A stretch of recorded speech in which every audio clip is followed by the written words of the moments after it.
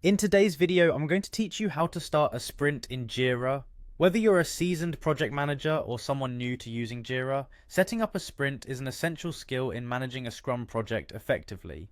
It helps you plan, organize, and track your team's progress, ensuring everyone is on the same page. Let's dive right in. First, you'll want to open the Scrum project you're working with. Remember, the project has to be specifically set up as a Scrum to use the sprint feature.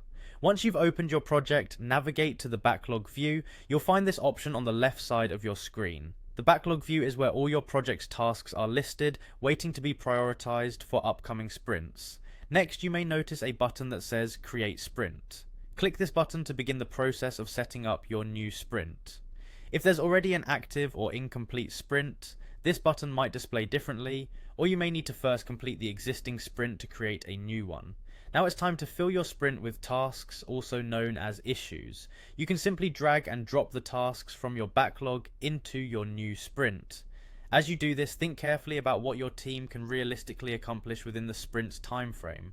Prioritizing the most important tasks will help your team focus and deliver results effectively. Once you've moved the tasks, you'll notice a button labeled Start Sprint. Click it to move forward.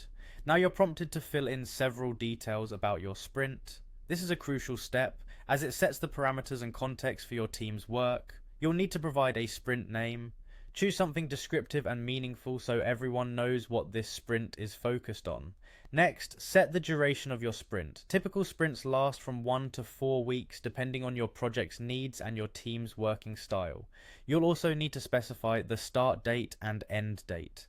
Be sure to reflect any holidays or planned absences in these dates to ensure realistic planning.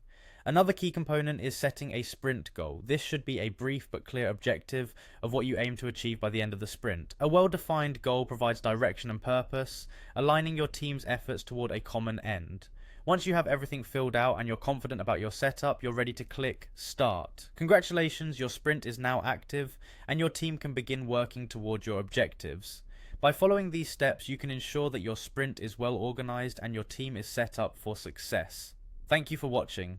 I hope this tutorial has been helpful. Please stay tuned for more Jira tips and strategies to enhance your project management experience.